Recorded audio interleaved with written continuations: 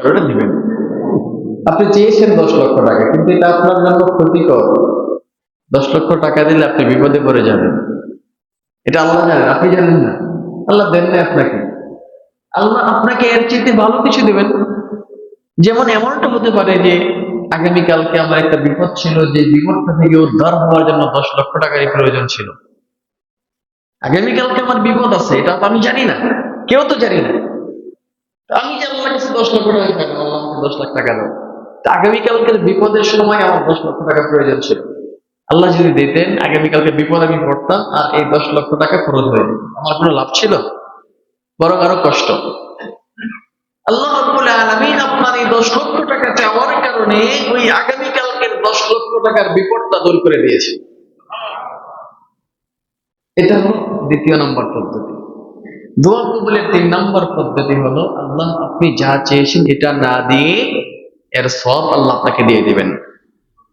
কিয়ামতের দিন কিছু মানুষ অবাক হয়ে যাবে, হায় আমার এত আমল কোত্থেকে আসলো, আমি তো এত নামাজ পড়িনি, এত দোয়া করিনি, আমি তো এত বেশি আমল করিনি, আমি তো এত বেশি রোজা করিনি, এত আমল কোথা থেকে আসলো? তখন ফেরেশতারা বলবেন, পৃথিবীতে তুমি যে দোয়া করেছিলে আল্লাহ আমাকে 5 লাখ টাকা দাও, আল্লাহ তোমাকে 5 লাখ টাকা দেয় নাই, আজকে তোমাকে 5 লক্ষ টাকার সওয়াব দিয়ে দিয়েছেন। দোয়া করেছিলে আল্লাহ আমাকে সুস্থতা দাও, সুস্থতা আল্লাহ দেন নাই, তুমি সুস্থ অবস্থায় যে আমলগুলো করতে, ওই আমলগুলো আল্লাহ তোমাকে আজকে দিয়ে দিয়েছেন। তখন মানুষ আফসোস করে বলবে, হায় আমার জীবনে কোনো দোয়াই যদি দুনিয়াতে কবুল না হতো, আজকে আমি সব পাইতাম এখানে। আল্লাহর কাছে যখন আমরা চাইবো, ছোট জিনিস চাইবো না, বড় জিনিস চাইতে হবে। এমনকি নবীজি শিখাই দিলেন যে আল্লাহর কাছে যদি জান্নাত চাও, সবচেয়ে বড় জান্নাতটা চাইবে, কারণ জান্নাতুল ফেরদাউস হলো সবচেয়ে বড় জান্নাত। জান্নাতুল ফেরদাউস হলো জান্নাতের স্তরগুলোর মধ্যে সবচেয়ে শ্রেষ্ঠ স্তর, সবচেয়ে উচ্চ স্তর। এই জান্নাতুল ফেরদাউসের অধিকারী কে কে হবেন, কিভাবে হওয়া যায়, এই সংক্রান্ত আলোচনা ইনশাআল্লাহ আমরা আজকে করব সূরাতুল মুমিনিনের আলোকে ইনশাআল্লাহ তাআলা।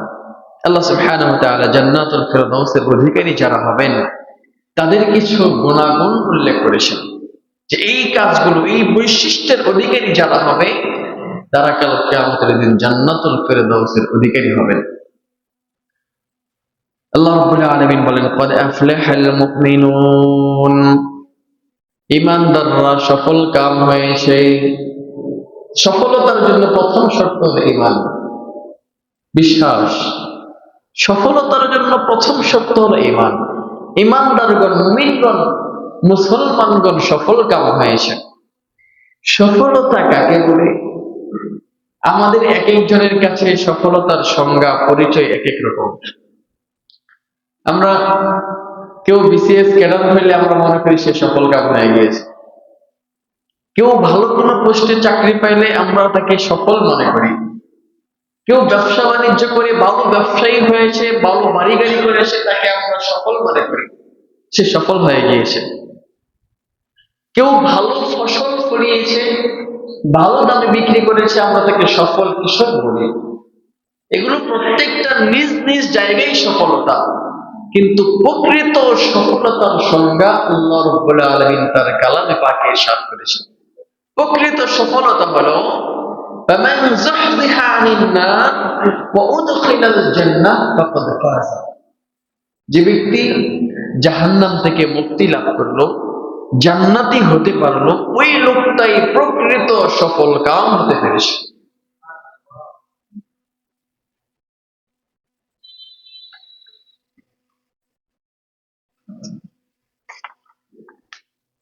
তো সফলতার সঙ্গে এক একজনের কাছে এক একটা। আল্লাহ রাব্বুল আলামিন সফলতা বলতে বুঝিয়েছেন যারা জাহান্নাম থেকে মুক্ত হতে পারলো, জান্নাত লাভ করতে পারলো, এরাই প্রকৃত সফল কাম। আল্লাহ রাব্বুল আলামিন বলেন, ক্বাদ আফলাহাল মুমিনুন, মুমিনরা, ঈমানদাররা সফল কাম হয়েছে। আল্লাযীনা হুম ফী সালাতিহিম খাশিউন, ওই সমস্ত ইমানদার যারা নিজেদের নামাজ নিয়ে ভীত সন্ত্রস্ত থাকে। সব মুমিন না, নাম আব্দুল মুমিন তার মানে সে পাক্কা মুমিন না। কইলাম আমি ঈমান আনছি, আল্লাহকে মানি, তার মানে আমি পাক্কা ঈমানদার। ওই সমস্ত ঈমানদাররা সফল কাম হয়েছে যারা নিজেদের নামাজের ব্যাপারে, সালাতের ব্যাপারে খুবই ভয়ে থাকে, ভীত সন্ত্রস্ত থাকে। এর ব্যাখ্যায় মুফাসসিরিনে কেরাম বলেন, নামাজের সময়ের প্রতি সে খুবই লক্ষ্যবান থাকে। কখন নামাজের সময় হয়, আমার নামাজ যেন ছুটে না যায়, আমার নামাজ যেন কাজা হয়ে না যায়, এই চিন্তা তার ভিতরে সব সময় থাকে। ঘুমাতে গেলেও চিন্তা থাকে ফজরে উঠতে পারবো কিনা, মোবাইল আছে অ্যালার্মটা দিয়ে দেই। মাঠে গেলেও তার চিন্তা থাকে আমি কি জোহরের নামাজটা পড়তে পারবো কিনা। কাজের মধ্যে আছে তখনও চিন্তা করে আমার আসরের নামাজের সময় হলো কিনা। অর্থাৎ যাদের হৃদয়ে নামাজের ব্যাপারে খুবই সতর্কতা রয়েছে, ওই সমস্ত ঈমানদাররা সফল কাম হয়ে গিয়েছে।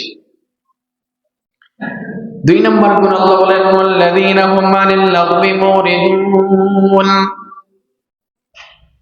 সফল কাম মুমিনদের মধ্যে 2 নম্বর গুণ হলো তারা সমস্ত অহেতুক কাজকর্ম থেকে বিরত থাকে। অহেতুক কাজকর্ম থেকে বিরত থাকা। আমরা অনেক কাজ করি যেগুলো একেবারেই অহেতুক, যেটা দুনিয়াবি কোনো উপকার আসে না, যেটা আমাদের আখিরাতের কোনো কাজে আসে না। অহেতুক কাজ, অহেতুক কথা, এগুলো থেকে বিরত থাকা। অহেতুক কাজ, অহেতুক কথার মধ্যে গান বাজনা এগুলো অন্তর্ভুক্ত, কারণ এগুলো অহেতুক। গান বাদ্য পুরোটাই অহেতুক, সময় নষ্ট, আর কিছু না। আপনার দুনিয়াবি কোনো লাভ হবে না, আপনার আখিরাতের কোনো লাভ হবে, বরং ক্ষতি। এখন তো আমরা গান বাজনা ছাড়া চলতেই পারি না। গান বাজনা আমাদের লাগবেই লাগবে। যে গান বাজনার ফসল হিসেবে আমাদের এই সুন্দর মাতৃভূমিতে বারবার ভূমিকম্পের আঘাত আসতেছে। নবীজি আলাইহিস সালাম বলেন, যখন মানুষের মধ্যে গান বাদ্যযন্ত্র এগুলো ছড়িয়ে যাবে, মানুষের মধ্যে জেনা ব্যভিচার প্রকাশ পাবে, তখন ভূমিকম্প আসবে। তখন ভূমিকম্প আসবে। যদি এখনো আমরা সতর্ক হতে না পারি, নবীজি আলাইহিস সালাম বলেন পাথরের বৃষ্টি হবে। শুধু ভূমিকম্প নয়, বরং পাথরের বৃষ্টি হবে। সেই দিন খুব নিকটবর্তী, খুব তাড়াতাড়ি আসবে। আমরা আমাদের যে অবস্থা তৈরি করেছি, নিজে নামাজ পড়ি, নিজের ছেলের বিয়ের মধ্যে গান চলছে, বাধা দিতে পারি না, না করতে পারি না। কেউ নিষেধ করতে গেলে বলে পোলাপান মানুষ একটু একটু তো করবেই, এই চিন্তা করলে বসে থাকি। অথচ এই গান বাদ্যের কারণে আজ পুরো দেশ হুমকির মধ্যে পড়ে গিয়েছে, পুরো দেশ হুমকির মধ্যে পড়ে গিয়েছে। এমনকি গবেষকরা বলে এই মাসে, চলতি মাসেই কমপক্ষে 20 বার ভূমিকম্প হওয়ার সম্ভাবনা আছে। এগুলো ছোট ছোট ভূমিকম্প, কিন্তু যখন শেষটা আসবে খুব মারাত্মক হবে। ভূমিটা কম্পনের মতো কম্পন করবে, এমন কম্পন করবে, জমিনের ভিতরে যা ছিল সব ফেটে বের হয়ে যাবে। সেই দিন খুব নিকটে। এই জন্য মোহতারাম নাযিরিন, গান বাদ্য এগুলো অহেতুক কাজ, অহেতুক কথা। এগুলোর আসরও বসানো যাবে না, এগুলোতে যাওয়াও যাবে না, এগুলো মোবাইলেও বাজানো যাবে না, বিবাহের অনুষ্ঠানে এগুলো আরো বাজানো যাবে না। বিবাহটা শুধু সামাজিক কোন অনুষ্ঠানের নাম নয়। নিকাহ মিন সুন্নতি, নিকাহ নিসফুল ঈমান, ঈমানের অর্ধেক হলো বিবাহ। সুতরাং পবিত্র একটা সম্পর্ক হবে, ঈমানের পূর্ণাঙ্গতা আসবে যেই ইবাদতের মাধ্যমে। সেই ইবাদতে আপনি গান বাজনা করছেন, নামাজ পড়ার আগে কেউ যদি গান বাজনা নাচানাচি করে তারপরে নামাজে দাঁড়ায়, নামাজ হবে? নামাজ হবে না। বিবাহের অনুষ্ঠানের মধ্যে আপনি গান বাদ্য এই সেই নাচানাচি করার পর বিবাহ অনুষ্ঠান করলে এই বিবাহ খাতা কলমে হবে, আল্লাহর কাছে বরকতময় হবে না। এই সমস্ত বিবাহ সাংসারিক দাম্পত্য জীবন সুখময় হয় না, খুব তাড়াতাড়ি ভেঙে যায়, টুকরা টুকরা হয়ে যায়। কারণ এই বিবাহের অনুষ্ঠানগুলোর মধ্যে হাজারো অসুস্থ ব্যক্তিদের বদদোয়া লেগে থাকে, হাজারো মানুষের বদদোয়া লেগে থাকে, হাজারো তাহাজ্জুদ গুজার ব্যক্তিদের বদদোয়া লেগে থাকে।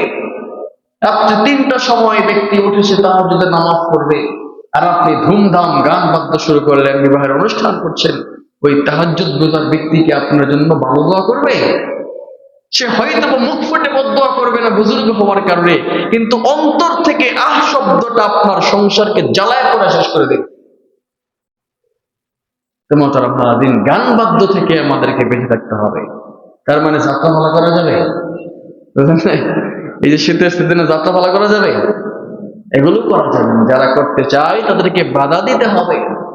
নবীজি আলাইহিস সালাম বলেন, মান রাআ মিনকুম মুনকারান ফালইগাইয়িরহু বিয়াদিহি, তোমাদের মধ্যে কেউ যদি নিকৃষ্ট খারাপ কোনো কাজ হতে দেখে সে যেন হাত দ্বারা প্রতিহত করে, সে তার শক্তি যেন কাজে খাটায়।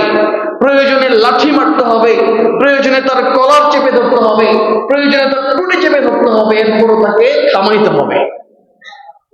ওয়াইল্লাম ইয়াস্তাতি ফাবিফামিহি, যদি এটা সক্ষম না হয় তাহলে সে তার মুখ দ্বারা জবান দ্বারা প্রতিবাদ করবে। ওয়াইল্লাম ইয়াস্তাতি, যদি জবান দ্বারা প্রতিবাদ করতে না পারে ফাবিকলবিহি, অন্তর দিয়ে তাকে ঘৃণা করবে। অন্তরের ঘৃণা মানে এটা নয় তার সাথে বসে আপনি চা খাবেন, তার বাড়িতে আপনি দাওয়াত খাবেন, তার সাথে আপনি খোঁজ গল্প করবেন, তার সাথে আপনি লেনদেন করবেন, এটার নাম ঘৃণা নয়। তার সাথে ঘৃণার সম্পর্ক রাখতে হবে। তোমার সাথে কথা নাই, তোমার সাথে কোনো সম্পর্ক নাই, তোমার বাড়িতে খানা নাই, তোমার সাথে বসে চাও খাবো, এটা হলো অন্তরের ঘৃণা। যদি এটা করতে পারতাম তাহলে আজকের এই আযাবের সম্মুখীন আমাদের হতে হতো না। ভূমিকম্প কি পরিমাণ ক্ষতি করতে পারে আপনি ইতিহাসগুলো দেখেন। কিছুদিন আগে তুরস্কের বিশাল একটা অঞ্চলে সমস্ত ঘরবাড়ি ধূলিসাৎ হয়ে গিয়েছে। কিছুদিন আগে আফগানিস্তানের বিশাল পাহাড়ি অঞ্চল ভূমিধসে শেষ হয়ে গিয়েছে, হাজার হাজার মানুষ মৃত্যুবরণ করেছে। একটা ভালো ভূমিকম্প যদি হয় আমাদের দেশে, আমাদের দেশের বিল্ডিং গুলোর যে অবস্থা, একটা বিল্ডিং এর সরকারি নীতিমালা, ইঞ্জিনিয়ারদের নীতিমালা অনুযায়ী তৈরি করা হয় না, এই বিল্ডিং গুলোর কি অবস্থা হবে হিসাব করেছেন? আমাদের বাংলাদেশ এটা আল্লাহ তাআলা নিজ রহমতে টিকিয়ে রেখেছেন, না হয় সম্ভব ছিল না। আল্লাহ তাআলা তার প্রিয় বান্দাদের উসিলায় টিকিয়ে রাখছেন। আল্লাহ রাব্বুল আলামিন মাদারিসে কওমিয়ার ছোট্ট ছোট্ট ছাত্রদের তেলাওয়াতের উসিলায় টিকিয়ে রাখছেন, না হয় সম্ভব ছিল না। দেখেন নাই 2020 সালের করোনার অবস্থা? সুপার পাওয়ার রাষ্ট্র, যাদের কোনো উপকরণের অভাব নাই, চিকিৎসার অভাব নাই, সেই রাষ্ট্রগুলো যখন কাবু হয়ে গিয়েছিল, পুরো পৃথিবী নিস্তব্ধ হয়ে গিয়েছিল যে করোনার সময়, আমাদের দেশে যদি এই করোনা ওইরকম ভাবে আঘাত করতো অবস্থা কি হতো? যে পরিমাণ দুর্নীতি আমাদের দেশে হয়েছে, চিকিৎসা খাতে যে পরিমাণ দুর্নীতি আমাদের দেশে হয়েছে, ভালো কোনো চিকিৎসার ব্যবস্থাই আমাদের নাই। যদি করোনা ওইরকম ভাবে ধরতো আমাদের অবস্থা থাকতো না, সব মানুষ মরতে হতো। কেমনে আল্লাহ বাঁচায় রাখছেন? এই ছোট্ট বাচ্চাদের, মাসুম বাচ্চাদের তেলাওয়াতের উসিলে আল্লাহ আমাদেরকে বাঁচায় রাখছেন। এই যে ভূমিকম্প, এই যে কত কিছু হচ্ছে, এগুলো আমাদের হাতের কামাই। যদি আমরা সতর্ক না হই আমাদের জন্য মহা আযাব অপেক্ষা করছে। গান বাজনা এগুলো করা যাবে না। কেউ করতে গেলে তাকে করতে দেওয়া যাবে না, কারণ তার গান বাদ্যের কারণে আমার পরিবার ক্ষতিগ্রস্ত হবে, তার গান বাদ্যের কারণে আমার সমাজ ক্ষতিগ্রস্ত হবে, তার কারণে আমার ইউনিয়ন ক্ষতিগ্রস্ত হবে, আমার দেশের মানুষের ক্ষতিগ্রস্ত হবে। সে গান বাজাবে, আল্লাহ আযাব দেবে। আল্লাহর আযাব কি শুধু ওইখানেই পড়বে, না আমাদের উপর পড়বে? আল্লাহ রাব্বুল আলামিন এক জনপদকে ধ্বংস করে দেওয়ার জন্য হযরত জিবরাইলকে আদেশ করলেন, ধ্বংস করে দাও। জিবরাইল বললেন, আল্লাহ, এখানে এক ব্যক্তি আছে যে তোমার কোনো নাফরমানি করে না, বিন্দু পরিমাণ নাফরমানি তোমার করে না, এমন একজন ব্যক্তি আছে এখানে, তোমাকে তাকে তোমার ইবাদত করে নাফরমানি করে না। আল্লাহ তাআলা বললেন, আগে তাকে ধ্বংস করো, এরপরে পুরো জনপদকে ধ্বংস করো। জিজ্ঞেস করি, আল্লাহ হিকমত কি, রহস্য কি? বলে, সে ইবাদত করছে, বন্দেগী করছে, তার সমাজে তার আশপাশে যে গুনাহ হচ্ছে, গজব আসার কারণগুলো ঘটতেছে, সে কি বাধা দিয়েছে? সে কেন বাধা দিল না? তাকে আগে ধ্বংস করো। সুতরাং সমাজে যখন গান বাজনা হয়, সমাজে যখন যাত্রাপালার অনুষ্ঠান আয়োজন হয়, আমরা যদি চুপ করে বসে থাকি, আযাব আসতে শুধু ওখানে আসবে না, বরং আমাদের উপর আগে আযাব আসবে। আযাবটা আগে আমাদের উপর আসবে, কেন আমরা বাধা দিলাম না? 10 জনে মিলে গান বাদ্য করতে পারে, আমরা 100 জনে কেন পারলাম না বাধা দিতে? আযাবটা আগে আমাদের উপর আসবে, এরপরে আমাদের উপর আসবে। মুহতারাম হাজিরিন, এই ধরনের কোন আয়োজন কেউ যদি করে, সেটা বিবাহের অনুষ্ঠানে হোক, সেটা আলাদা যাত্রাপালার অনুষ্ঠান হোক, সেটা ব্যক্তিগতভাবে হোক, আমাদের উচিত একজন মুসলিম ভাইকে রক্ষা করার জন্য, জাতিকে, সমাজকে, মানবকে রক্ষা করার জন্য তাকে বাধা দেওয়া, তাকে শক্ত হাতে দমন করা। তার মানে তাকে ক্ষতি করলাম না, তাকে আমি বাধা দিলাম, তার মানে ক্ষতি করিনি, তার উপকার করেছি, তার উপকার করেছি। নবীজি আলাইহিস সালাম বলেন, উনসুর আখাকা যালিমি আবিল মাজলুম, এই তুমি তোমার জালেম ভাইকে সহযোগিতা করো, মাজলুমকেও সহযোগিতা করো। মাজলুম বলা হয় যাকে মারা হচ্ছে, জালেম বলা হয় যে মারতেছে। তো যাকে মারা হচ্ছে তাকে সাহায্য করব, এটা স্বাভাবিক, তাকে ফেরাবো, তাকে মারতে দেব না। সাহাবায়ে কেরাম, ইয়া রাসূলুল্লাহ, মাজলুমকে সাহায্য করার অর্থ বুঝলাম, জালেমকে কিভাবে সাহায্য করবো? আর একটা লাঠি এনে দেবো কি মারার জন্য? নবীজি বললেন, তার হাত চেপে ধরো, তার লাঠি চেপে ধরো, এটাই তার জন্য বড় সাহায্য। জালেমকে সাহায্য করার পন্থা তাকে লাঠি এনে দেওয়া নয়, বরং তার লাঠি চেপে ধরা, এটা হলো জালিমের জন্য সাহায্য, যেন সে জুলুম করতে না পারে। যে সমস্ত ভাইয়েরা এই সমস্ত কাজগুলো করবে, বিবাহের অনুষ্ঠানে গান বাদ্য করবে, যাত্রাপালার আয়োজন করবে, এদেরকে সাহায্য করতে হবে। সাহায্য কিভাবে করবো? মাইক এনে দিয়ে, কিছু টাকা দিয়ে? না না না না, বরং তাদেরকে এই কাজ থেকে বাধা দিয়ে আমাদেরকে সাহায্য করতে হবে। এই কাজ থেকে বাধা দেওয়ার অর্থই হলো তাকে সাহায্য করলাম, জাহান্নাম থেকে বাঁচাইলাম, দুনিয়াতে আল্লাহর আযাব থেকে বাঁচাইলাম, গুনাহ থেকে বাঁচাইলাম, এটা হলো সাহায্য। মুহতারাম হাজিরিন, নবীজি আলাইহিস সালাতু ওয়াস সালাম আরো ইরশাদ করেছেন, কোন এলাকায়, কোন জনপদে যদি কোন ফাহিশা, খারাপ কাজ হতে থাকে, আর কিছু মানুষ যদি বাধা না দেয়, তাহলে এদের উপমা নবীজি আলাইহিস সালাম বলেন যে একটা নদীতে দুতলা একটা নৌকা, নিচতলায় কিছু মানুষ, দ্বিতীয় তলায় কিছু মানুষ। নিচতলার মানুষেরা পানির প্রয়োজনে উপরের তলায় যাইতে হয়, তারা পানি নেই। এখন নিচের ব্যক্তি যারা আছে, এরা যদি চিন্তা করে যে আমরা আর উপরে যাব না, পানি তো আমাদের নৌকার নিচে আছে, এখান থেকে কিছু জায়গা ছিদ্র করে নেই, এখান থেকে পানি বের করে আমরা পানি ব্যবহার করব। আর তারা যদি এই কাজ করা শুরু করে দেয়, আর উপরের তলায় যারা আছে তারা যদি চিন্তা করে ওরা নিচ তলায় যাইছে তা করুক, দেখার বিষয় না। পানি, নৌকা যখন ছিদ্র হবে, পানি যখন পূর্ণ হবে, শুধু নিচতলার মানুষে মরবে না, উপরের মানুষ সহ সবাইকে মরতে হবে। ঠিক উদাহরণ হলো, যদি কোনো সমাজে, জনপদে খারাপ কাজ হতে থাকে, কেউ যদি বাধা না দেয় যে আমি তো ভালো আছি, আমি তো নামাজি, আমি তো পরহেজগার, সে যেমন চেয়ে তা করুক, ধ্বংস যখন আসবে তখন তাকেও করবে, আমাকেও শেষ করে দেবে। এজন্য আপনি নিজের নিরাপত্তার জন্য, আপনার পরিবারকে হেফাজতের জন্য, আপনার জাতিকে হেফাজত করার জন্য আপনার গুনাহগার ভাইকে সাহায্য করেন, সহযোগিতা করেন। এর মানে তাকে টাকা দিয়ে নয়, বরং তাকে ওই গুনাহের কাছ থেকে বাধা দিয়ে সহযোগিতা করতে হবে। তাহলে সবাই মুক্তি পাবে। পারবো তো ইনশাআল্লাহ? ইনশাআল্লাহ। তো মুহতারাম হাজিরিন, ওই সমস্ত ইমানদাররা সফল কাম হয়েছে যাদের 1 নাম্বার গুণ হলো নামাজের ব্যাপারে খুবই সতর্ক। 2 নম্বর গুণ হলো তারা অহেতুক কাজকর্ম থেকে বিরত থাকে, গান বাদ্য, মুক্তমুখ, এগুলো থেকে তারা বিরত থাকে। 3 নম্বর গুণ, আল্লাযীনা হুম লিযাকাতি ফাঈলুন, ওই সমস্ত ইমানদারগণ সফল কাম হয়েছে যারা নিজেদের সম্পদ থেকে যাকাত আদায় করে। নিজেদের সম্পদ থেকে যাকাত আদায় করতে হয়। আপনি ধনী, আল্লাহ আপনাকে বানিয়েছেন, আপনি ধনী হয়েছেন, আপনার উপর কিছু দায়িত্ব আছে। আপনার দায়িত্ব হলো আপনার সম্পদ হিসাব করে সেখান থেকে আল্লাহর দেওয়া হিসাব অনুযায়ী যাকাত দেওয়া, পরিশোধ করা, এটা আপনার উপর দায়িত্ব। যদি এই কাজ কোনো ধনী ব্যক্তি করে, তাহলে সে ওই সফলকাম ঈমানদারদের অন্তর্ভুক্ত হতে পারবে। 4 নম্বর গুণ, আল্লাহ বলেন, আল্লাযীনা হুম লিফুরুজিহিম হাফিজুন, ওই সমস্ত ঈমানদারগণ সফলকাম হয়েছে যারা নিজেদের লজ্জাস্থানকে, নিজেদের চরিত্রকে হেফাজত করেছে। নিজেদের চরিত্রকে হেফাজত করতে হবে, নিজের লজ্জাস্থানকে হেফাজত করতে হবে, জিনা ব্যভিচার থেকে মুক্ত থাকতে হবে।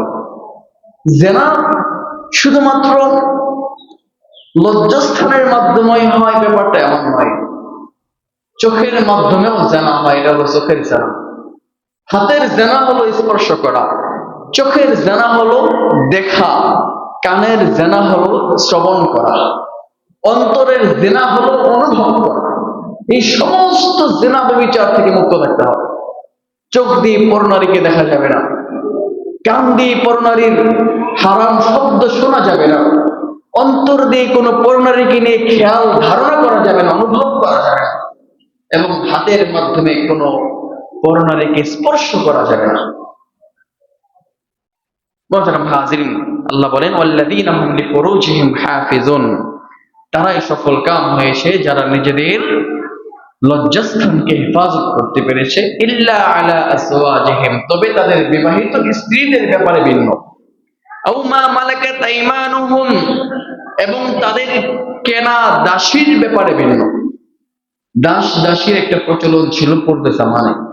ইসলামী রাষ্ট্রে, ইসলামী জীবন বিধানেও এই দাস দাসীর এই প্রচলন, এটাকে ইসলামী রাষ্ট্র সমর্থন করে, ইসলাম সমর্থন করেছে। এটার পিছনে অনেক হিকমত রয়েছে, যে ইসলাম মানুষের গোলামীকে সমর্থন করলো। একজন মানুষ ইচ্ছা করলে একজন মানুষকে বিক্রি করে দিতে পারবে। এটা ইসলামের মতো শান্তিময় ধর্ম কিভাবে সমর্থন করতে পারে? এর পিছনে একটা বড় রহস্য রয়েছে। মুহতারাম হাজিরিন, প্রথম কথা হলো, আপনি যাকে ইচ্ছা তাকে ধরে নিয়ে বাজারে বিক্রি করে দেবেন, ইসলাম এটাকে সমর্থন করে না। আপনি বললেন এটা আমার দাস, এটা আমার গোলাম, বিক্রি করে দিবেন, এটা ইসলাম সমর্থন করে না। বরং ইসলামে গোলামবাদী বানানোর নির্দিষ্ট একটা পদ্ধতি রয়েছে। ওই পদ্ধতিতেই কেউ কারো গোলাম হতে পারে, বাদী হতে পারে। সেই পদ্ধতিটা হলো, ইসলামী রাষ্ট্র কর্তৃক প্রেরিত সেনাবাহিনী কোন এলাকায় জিহাদের উদ্দেশ্যে যাওয়ার পরে সেখানে গিয়ে প্রথমে দাওয়াত দেবে, আসলিম তাসলিম, ইসলাম গ্রহণ করো, আমরা যেরকম যেই অধিকারগুলো পাচ্ছি তোমরাও সেই অধিকারগুলো লাভ করতে পারবে। আল্লাহর এই জমিনে আল্লাহর বিধান চলবে, আল্লাহর দ্বীন চলবে, এখানে একটা মাত্র ধর্ম চলবে, সেটা হলো আল্লাহর ধর্ম। সুতরাং আল্লাহর এই জমিনে যদি থাকতে চাও তাহলে ইসলাম গ্রহণ করো, শান্তি পাবে।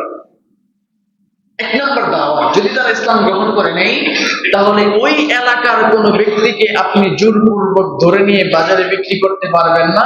ওই এলাকার কোন মানুষের উপর আপনি কোন ধরনের শাস্তি চাপিয়ে দিতে পারবেন না। যদি তারা ইসলামী দাওয়াত কবুল না করে, দুই নম্বর পদ্ধতি হলো জিজিয়া দেওয়ার আবেদন করা। যদি তোমরা আল্লাহর এই জমিনে নিজেদের ধর্ম পালন করতে চাও, তাহলে ট্যাক্স দিয়ে থাকতে হবে, জিজিয়া কর দিয়ে থাকতে হবে, মাথা পিছু বাৎসরিক এই পরিমাণ কর দিতে হবে। যদি তারা কর দিতে রাজি হয়, ঠিক আছে আমরা ইসলামী রাষ্ট্রকে ট্যাক্স দিব, প্রতি বছর কর দিব, তাহলে ইসলামী রাষ্ট্রের জন্য আবশ্যক হয়ে যায় ওই জাতির দিন, ওই জাতির জান মাল ইজ্জতের হেফাজত করা। পুরো এলাকার জিম্মাদারি ইসলামী রাষ্ট্রের উপর আসবে। তারা নিজের ধর্ম স্বাধীনভাবে পালন করবে, কেউ তাদেরকে বাধা দিতে পারবে না, তাদের জান মালের নিরাপত্তা দিতে হবে, কোন সেনাবাহিনী যেন তাদের উপর আক্রমণ করতে না পারে, এই নিরাপত্তা বিধান করতে হবে। এটা ইসলামী রাষ্ট্রের উপর দায়িত্ব। যদি রাষ্ট্র ব্যর্থ হয়, তাদের নিরাপত্তা দিতে যদি রাষ্ট্র ব্যর্থ হয়, তাহলে যত দিনের ট্যাক্স এবং কর ইসলামী রাষ্ট্র নিয়েছিল, এই ট্যাক্স এবং কর তাদেরকে ফেরত দিতে হবে, সব ফেরত দিতে হবে। যদি তারা ট্যাক্স এবং কর দিতে রাজি না হয়, তখন যুদ্ধ হবে, জিহাদ হবে। এই যুদ্ধে মুসলমানরা যদি ওই এলাকাবাসীর উপর, ওই জনপদের উপর বিজয় লাভ করে, তাহলে ওই জনপদের সমস্ত সম্পদ, মাল তাল সবকিছু মুসলমানদের সম্পদ বা গনিমত হিসেবে বিবেচিত হবে। যুদ্ধলব্ধ সম্পদ বা গনিমত হিসেবে সেনাবাহিনীদের মধ্যে বন্টন করা হবে। এখন এই যে জনপদের মানুষজন, সেনাবাহিনী, সবাইকে তো আর হত্যা করা হয় না। একটা যুদ্ধের মধ্যে বেশ কিছু সেনাবাহিনী মারা যায়, যোদ্ধা মারা যায়, বাকিগুলো তো বন্দী হয়। ধরেন এক এলাকায় 50,000 সেনাবাহিনীর মধ্যে 15,000 সেনাবাহিনী যুদ্ধে নিহত হল, বাকি 35,000 সেনাবাহিনী মুসলমানদের হাতে তারা বন্দী হয়ে গেল। এখন যদি যুদ্ধ করার অপরাধে 35,000 মানুষকে হত্যা করে দেওয়া হয় যুদ্ধ অপরাধী হিসেবে, তাহলে তো 35,000 প্রাণ জাহান্নামী হয়ে গেল, এরা কখনো জান্নাতে যেতে পারবে না, নিহত হয়ে গেল, জাহান্নামী হয়ে গেল। আবার এখন এদেরকে যদি এভাবেই ছেড়ে দেওয়া হয়, তাহলে এরা অন্য এলাকায় গিয়ে আবার সংঘবদ্ধ হয়ে মুসলিম রাষ্ট্রের বিরুদ্ধে যুদ্ধের জন্য প্রস্তুতি গ্রহণ করবে। এটাও ইসলামী রাষ্ট্রের জন্য বড় বিপদ। আবার এই 35,000 সেনাবাহিনীকে যদি ধরে নিয়ে এসে জেলখানায় বন্দি করা হয়, তাহলে এই জেলখানার মধ্যে তারা থেকে কোনো কাজ হবে না, বরং প্রতিদিন 2 বেলা খাবার ইসলামী রাষ্ট্রের বাইতুল মাল থেকে দিতে হবে। এটা অনর্থক খরচ। যদি জেলখানায় নিয়ে আসে, রাষ্ট্রের কর্তৃক আবশ্যক হবে তাদের খানা দানার ব্যবস্থা করা, এটাও রাষ্ট্রের জন্য ক্ষতি, অর্থনৈতিক ক্ষতি। আবার যদি ছেড়ে দেয়, তাহলে এরা রাষ্ট্রের জন্য হুমকি হয়ে দাঁড়াবে, পরবর্তী আরেকটা যুদ্ধ করতে হবে, এটাও রাষ্ট্রের জন্য হুমকি। আবার যদি এদের সবাইকে হত্যা করে দেওয়া হয়, তাহলে তো মানবতা বিরোধী হয়ে গেল।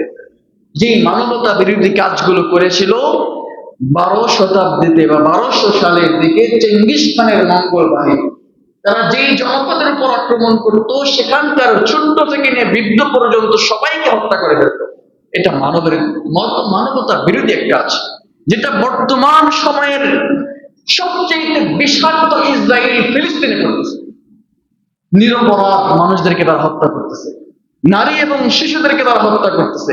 পৃথিবীর সমস্ত আইন যেখানে বলে যুদ্ধের ময়দানে নারী এবং শিশুদেরকে নিরাপত্তা দিতে হবে, সেখানে তারা এই আইনকে লঙ্ঘন করে মানবতা বিরোধী কাজ করতেছে। যারা এই কাজের সমর্থন দেয়, যারা এই কাজের যোগান দেয়, মিস্টার আমেরিকা, ইউরোপ, ওরা আমাদেরকে মানবতা শিখাইতে আসে। ওরা আমাদেরকে মানবতা শিখাইতে আসে। ইসলাম বলে এই 35,000 বাহিনীকে, বন্দীকে হত্যাও করা যাবে না। এদেরকে হত্যা করা মানবতা বিরোধী কাজ হবে। তাছাড়া এদেরকে হত্যা করে ফেললে হয়তোবা 35,000 মধ্যে একজন মানুষ পরবর্তীতে ইমানদার হতে পারে, মুসলমান হতে পারে, সে জাহান্নাম থেকে বেঁচে গেল। নবীজি আলাইহিস সালাম তিনি আলী রাদিয়াল্লাহু আনহু যুদ্ধে প্রেরণ করার সময় বলেছিলেন, আলী, তোমার হাতে একজন মানুষ যদি হিদায়াত পায়, তুমি মনে রেখো এই পৃথিবীর মধ্যে যা আছে সবকিছু সদকা করে দেওয়ার চাইতে তোমার জন্য এটা উত্তম হবে। ইসলাম মানুষের হেদায়েত চাই, কল্যাণ চাই। ইসলামী যুদ্ধটাও মানবতার জন্যই। এখন এই 35,000 সেনাবাহিনীকে কি করা যায়, এবং এদের স্ত্রী আছে, সন্তান আছে, এদেরকে কি করা যায়? এই ক্ষেত্রে ইসলাম বলে এরা হবে মুসলমানদের দাসী, এরা হবে মুসলমানদের গোলাম। পুরুষরা গোলাম, মহিলারা হবে দাসী। এদেরকে মুসলমানদের মধ্যে বন্টন করে দিতে হবে, সেনাবাহিনীর মধ্যে বন্টন করে দেওয়া হবে। সেনাবাহিনী তারা এদেরকে বাড়িতে নিয়ে যাবে। এরপরে দায়িত্ব শেষ না। ইচ্ছা করলেই একজন গোলামের মালিক ইসলামী রাষ্ট্রে তার গোলামকে হত্যা করতে পারবে না, বরং তার উপর দায়িত্ব আসে। নবীজি আলাইহিস সালাম বলেন, এই সাবধান, তুমি যেই খাবার খাও তোমার গোলামকে ওই খাবার খাওয়াও, তুমি যে পোশাক পরো তোমার গোলামকে ওই পোশাক পরাও। এটা হলো ইসলামী মানবতা। মনিব এবং গোলামের মধ্যেও ইসলাম সমতা সৃষ্টি করেছেন, সমতা সৃষ্টি করেছেন। এই যে ইসলাম তাদেরকে গোলামবাদী বানালেন, এখন ইচ্ছা করলে একজন মালিক তার গোলামকে টাকার জন্য বিক্রি করে দিতে পারবে, বাজারে নিয়ে বিক্রি করে দেবে, নিলামে করবে, আমি এই গোলামটা এত টাকায় বিক্রি করতে চাই, একজনে কিনে নিয়ে আসবে, সে তার বাড়ি ঘরে কাজ করাবে। ইসলাম এই যে প্রথা, দাস প্রথা, এটাকে সমর্থন দেওয়ার কারণ হলো যে যদি এদেরকে হত্যা করা হয় মানবতার বিরোধী কাজ, এদেরকে ছেড়ে দেওয়া হলে ইসলামী রাষ্ট্রের জন্য হুমকি, এদেরকে জেলখানায় নিয়ে আসলে মুসলিম রাষ্ট্রের অর্থনৈতিক ক্ষতি। এইদেরকে যদি মুসলমানদের পরিবারের মধ্যে বন্টন করে দেওয়া হয়, এক এক পরিবারে 1-2 করে অমুসলিম গোলাম থাকে, তারা মুসলমানদের জীবন যাপন, আচার আচরণ এগুলো দেখে ইসলামের প্রতি আকৃষ্ট হবে এবং তারা মুসলমান হয়ে যাবে। এবং ইতিহাস তাই বলে, হাজার হাজার গোলাম যারা গোলাম ছিল, অমুসলিম অবস্থায় মুসলমানদের হাতে ধরা খেয়েছিল, গোলাম ছিল কিন্তু পরবর্তী মুসলমান হয়ে গিয়েছে। এবং হাজার হাজার মুহাদ্দিস এমন আছে যারা গোলাম ছিল, অমুসলিম ছিল, মুসলমানদের গোলাম ছিল। তাদের পরিবারের সাথে চলাফেরা, তাদের উত্তম আচরণ, উত্তম আখলাক দেখে তারা ইসলাম গ্রহণ করে ফেলেছে এবং পরবর্তীতে পড়াশোনা করে করে তারা মুহাদ্দিস হয়ে গিয়েছে, বড় বড় মুফতি হয়েছে। হযরত নাফি নামক এক গোলাম ছিল, হযরত ইবনে উমরের গোলাম। বুখারী শরীফ, মুসলিম শরীফের বিভিন্ন হাদিসের মধ্যে সনদ পাওয়া যায়, আর নাফি আন ইবনে উমর, নাফি থেকে এই হাদিসটা ইবনে উমর বর্ণনা করেছেন। দেখেন, একজন গোলাম সে মুসলমানদের এই দাস প্রথার মাধ্যমে মুসলমানদের পরিবারে আসতে পারে, তারা শুধুমাত্র গোলাম থাকে নাই, বরং পৃথিবীর শ্রেষ্ঠ ব্যক্তিতে পরিণত হতে পেরেছে। ইসলাম এই গোলাম প্রথাকে এই জন্যই এটাকে সমর্থন করেছে। শুধু তাই নয়, ইসলাম গোলামীকে যতটুকু সমর্থন করেছে এর চাইতেও বেশি পরিমাণ গোলাম আজাদের কথা বলা হয়েছে। যেমন আপনি কসম করেছেন, আল্লাহর কসম আমি এই কাজটা করব না। এখন আপনি যদি ওই কাজটা করতে চান তাহলে আপনাকে কাফারা দিতে হবে। কাফারা কি? 1 নম্বরে হলো গোলাম আজাদ করা। আপনি কসম করেছেন, এর সাথে গোলাম আজাদের কি সম্পর্ক? কিন্তু আল্লাহ রাব্বুল আলামিন মানব বন্দি চায় না, বরং মানবতা মুক্তি চায়। তাকে গোলাম হিসেবে আপনার বাড়িতে এনেছে, আপনার সাথে মিশ্রণ ঘটাইছে, আপনার আখলাক চরিত্রের মাধ্যমে তাকে প্রভাবিত করেছে। এখন আপনি কসম করেছেন বলে গোলাম আজাদ করো, কাফারা হলো গোলাম আজাদ করো। আপনি রোজা ভেঙে ফেলেছেন, কাফারা হলো গোলাম আজাদ করো। আপনি আপনার স্ত্রীকে মা বলেছেন, কাফারা হলো গোলাম আজাদ করো। শুধু তাই নয়, আল্লাহ রাব্বুল আলামিন সূরায় বলেছেন ফালাকতাহামাল আকাবাহ, তারা গিরিপথ অতিক্রম করে নাই, মানে তারা জাহান্নাম থেকে মুক্ত হতে পারে নাই। ওমা আদরাকা মাল আকাবাহ, নবী আপনি জানেন না গিরিপথ কি? গিরিপথ থেকে উত্তরণের মাধ্যম কি? বলে ফাক্কু রাকাবা, জাহান্নাম থেকে মুক্তির একটা ওসিলা হলো গোলাম আজাদ করা। জাহান্নাম থেকে মুক্তির ওসিলা হলো গোলাম আজাদ করা। তো কোনো ব্যক্তি যদি জাহান্নাম থেকে মুক্তি চায় তার জন্য উচিত গোলাম আজাদ করা। তো ইসলাম একদিক থেকে বন্দী করেছে, একদিক থেকে মাত্র জিহাদের মাধ্যমে, কিন্তু তাকে মুক্ত করার জন্য কতগুলো পথ তৈরি করে দিয়েছেন। স্বয়ং নবী আলাইহিস সালাতু ওয়াস সালাম হাজার হাজার গোলাম ক্রয় করে মুক্তি করে দিয়েছেন। হযরত আয়েশা রাদিয়াল্লাহু তাআলা নিজের দেওয়া খরচের টাকাগুলোকে জমা করে করে হাজার হাজার গোলামকে কিনে মুক্ত করে দিয়েছেন। হযরত ইবনে আব্বাস, ইবনে ওমর রাদিয়াল্লাহু আনহুমা তারা হাজার হাজার গোলামকে তারা মুক্ত করেছেন। ইসলাম গোলামীর কথা বলে একদিক থেকে, আর মুক্তির কথা বলে চতুর্দিক থেকে। ইসলাম এই গোলামবাদীর সমর্থনের পিছনে হিকমত হলো এটা। অনেকেই ইসলাম বিরোধিতা করতে গিয়ে বলে ইসলাম বলে শান্তির ধর্ম, এই শান্তির মধ্যে গোলামি কেন? প্রশ্ন হয় কি হয় না? এই প্রশ্ন করে সাধারণ মুসলমানদের মেজাজ ধোলাই করতে চায়, মগজ ধোলাই করতে চায়। ইসলাম এই গোলামীর সমর্থনের মধ্যেও মানবতার প্রতি লক্ষ্য করেছেন, মুসলিম রাষ্ট্রের হুমকির কথা চিন্তা করেছেন। মোহতারাম হাজরিন, এখন কথা হলো আপনার ঘরে পুরুষ গোলামকে দিয়ে আপনি অন্যান্য কাজগুলো করাতে পারছেন, আপনার ঘরে যে নারী গোলাম বা দাসী রয়েছে এই দাসীদের সাথে স্ত্রী সুলভ আচরণ করার সুযোগ ইসলামে দেওয়া হয়েছে। দাসীদেরকে স্ত্রী হিসেবে ব্যবহার করার সুযোগ ইসলাম দিয়েছে। এটার কারণ কি? এটার কারণ হলো যে একজন মানুষের শুধু খাবারটাই পেটের খাবার, পেটের ক্ষুধাই আসল ক্ষুধা নয়, তার জৈবিক কিছু চাহিদাও আছে। একজন নারী, একজন গোলাম, একজন দাসী আপনার ঘরে কাজকর্ম করতেছে, তো এই নারীর জন্য পেটের ক্ষুধার সাথে সাথে তার জৈবিক কিছু ক্ষুধা রয়েছে, যৌন ক্ষুধাও রয়েছে। এটাও মানুষের মৌলিক একটা অধিকার করে রাখে। ইসলাম বলে ওয়ানকিহুল আয়ামা মিনকুম, তোমাদের ঘরে যে সমস্ত নারীরা অবিবাহিত আছে দাসী হিসেবে, দাসী যে সমস্ত নারীরা অবিবাহিত আছে এদেরকে বিয়ে দিয়ে দাও, এদেরকে বিয়ে দাও, কারণ এদের পেটের ক্ষুধার সাথে সাথে জৈবিক চাহিদাও আছে, এটা পূর্ণ করা দরকার। আবার ব্যক্তি তার দাসীকে বিবাহ দিতে পারে, অথবা সে যদি বলে না আমার স্ত্রীর প্রয়োজন, আমার স্ত্রী হিসেবে আমার নারীর প্রয়োজন, সে তার এই দাসীকে নিজেই ব্যবহার করতে পারে। ইসলাম এক্ষেত্রে বলেন যে নারীর ওই দাসীর যেরকম পেটের ক্ষুধা আছে, তার জৈবিক চাহিদাও আছে। এই জৈবিক চাহিদা যদি তার মনিবের মাধ্যমে পূর্ণ হয় তাহলে তো তার মৌলিক অধিকার আদায় হয়। আমাদের বর্তমান সময়ে যে জেলখানাগুলো আছে, বিভিন্ন দেশের জেলখানাগুলো, এই জেলখানাগুলো মানবতা বিরোধী জেলখানা। একজন আসামি তারও কিছু খাদ্যের যেরকম চাহিদা আছে, তার জৈবিক চাহিদাও রয়েছে। 3 বছর 10 বছরের জন্য একজন আসামির সাজা হয়ে গেল, এদিকে তার স্ত্রী একাকী ঘরে, আর সে জেলখানার মধ্যে পড়ে আছে, কোনো দেখা সাক্ষাৎ নাই। আপনি না হয় তার পেটের ক্ষুধা নিবারণ করলেন রুটির মাধ্যমে, খাবারের মাধ্যমে, তার জৈবিক চাহিদা কিভাবে মেটাবেন? তখনই এই নারী পরকীয়ায় লিপ্ত হবে, তখনই ওই পুরুষ জেলখানার মধ্যে সমকামিতার মতো ভয়াবহ গুনাহের মধ্যে লিপ্ত হবে। আপনি খবর নিয়ে দেখবেন অধিকাংশ জেলখানাগুলোর মধ্যে সমকামিতার বিরাট এক প্রসার ঘটে গিয়েছে। পুরুষের মাধ্যমে জৈবিক চাহিদা পূরণ করা সমকামিতা, এটাকে আল্লাহ হারাম করেছেন। লূত আলাইহিস সালামের জাতি এই গুনাহ শুরু করেছিল। তারা নারীদের বাদ দিয়ে পুরুষদেরকে জৈবিক চাহিদা পূরণের জন্য মাধ্যম বানিয়েছিল। আল্লাহ রাব্বুল আলামিন শাস্তি হিসেবে পুরো জনপদকে উল্টে দিয়েছেন। বর্তমান দেখবেন জর্ডানে একটা সাগর আছে, ডেড সি, মৃত সাগর বলা হয়। এই সাগরের যে জায়গাটা, এই জায়গা ছিল লূত আলাইহিস সালামের জাতি। এরা ওই সমকামিতা করেছিল। আল্লাহ এদের উপর প্রথমে পাথরের বৃষ্টি বর্ষণ করেছেন, এরপর পুরো জনপদকে উল্টে দিয়েছেন এবং সাগর বানিয়ে দিয়েছেন। এটা হলো দুনিয়াতে শাস্তির একটা প্রমাণ। এত বিশাল এক শাস্তি সমকামিতা। ইসলামী রাষ্ট্রে সমকামিতার শাস্তি হলো, কেউ যদি সমকামিতা করে তাহলে তাকে পাথর মেরে হত্যা করতে হবে, না হয় পাহাড় থেকে নিক্ষেপ করে তাকে হত্যা করতে হবে। এটা হলো শাস্তি। এত বড় গুনাহের কাজ। তো আজকে আমাদের জেলখানাগুলো এইরকম মানবতা বিরোধী জেলখানা হয়ে গিয়েছে, যে কারণে ওইখানে সমকামিতার মতো ভয়াবহ দুর্ঘটনা অহরহ ঘটতেছে। কারণ সেও তো পুরুষ, সে চুরি করেছে, তার সাজা হয়েছে 10 বছরের, কিন্তু তার জৈবিক চাহিদা। এজন্য মানবতা বিরোধী জেলখানা নয়, বরং মানবতাবাদী জেলখানা তৈরি করা দরকার।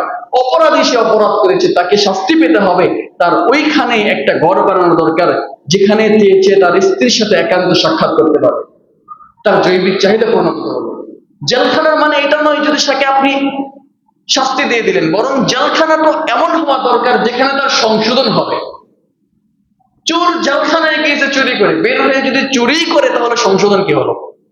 সেজন্য চুরি করতে না পারে তাকে মানসিক ভাবে এভাবে এই সবক দিতে হবে, তার আত্মশুদ্ধি করতে হবে। এখন এই আত্মশুদ্ধি করতে নিয়ে গিয়ে যদি বড় এক গুনাহের সাথে তাকে জড়িয়ে দেওয়া হয়, তাহলে তো আত্মশুদ্ধি হলো না। চোর কখনো ভালো হবে না, খারাপ ব্যক্তি কখনো ভালো হবে না। ব্যক্তি জেনার অপরাধের কারণে জেলখানায় গিয়েছে, সেখানে গিয়ে সমকামিতা করতেছে। আগেটা তো কম ছিল। মহিলার সাথে পুরুষের জেনা, এটা স্বাভাবিক হতে পারে, শাস্তি আছে, এটাও গুনাহের কাজ। কিন্তু পুরুষে জেনা, এটা তো বড় রুচিহীন একটা কাজ করলো, ঘৃণিত একটা কাজ করলো। তো মহিলার সাথে জেনা করার কারণে সে জেলখানায় গেল, সেখানে গিয়ে সে পুরুষের সাথে জেনা করতেছে। অপরাধ ছোটটা গিয়ে করে সেখানে বড় অপরাধ করতেছে। ইসলামী রাষ্ট্রে জেলখানার ক্ষেত্রেও নীতিমালা রয়েছে। আপনি বানায় রাখবেন, শাস্তি দিবেন, যেখানে সেখানে যেভাবে হয়েছে সেভাবে শাস্তি দিবেন, চলবে না। জেলখানাতেও নীতি রয়েছে। মোহতারাম হাজরিন, যাই হোক, আমরা লম্বা আলোচনা করেছি। আমরা আলোচনা করেছিলাম দাসীবাদীর ব্যাপারে। যারা সফলকাম ইমানদার, এদের 4 নম্বর গুণ হলো এরা নিজেদের লজ্জাস্থানের ব্যাপারে হেফাজতকারী। এরা যেখানে সেখানে নিজের চরিত্রকে নষ্ট করে না। স্ত্রীদের কাছে অথবা দাসীর কাছে তারা তাদের জৈবিক চাহিদা পূর্ণ করে, অন্য কোথাও নিজেদেরকে তারা চরিত্রহীনতার পরিচয় দেয় না। এরা হলো সফলকাম মুসলমান। আল্লাহ চাহে তো ইনশাআল্লাহ আমরা আগামী জুমায় বাকি গুণগুলো নিয়ে আলোচনা করব। যারা জান্নাতুল ফেরদাউসের অধিকারী হবে, এদের বৈশিষ্ট্যগুলো নিয়ে ইনশাআল্লাহ আমরা আলোচনা করব। আল্লাহ আমাদের সবাইকে এই গুণগুলো অর্জন করার তৌফিক দান করুন এবং সবাইকে জান্নাতুল ফেরদাউসের অধিকারী হওয়ার তৌফিক দান করুন। ওয়া আখিরু দাওয়ানা আলহামদুলিল্লাহি রাব্বিল আলামিন। আসসালামু আলাইকুম।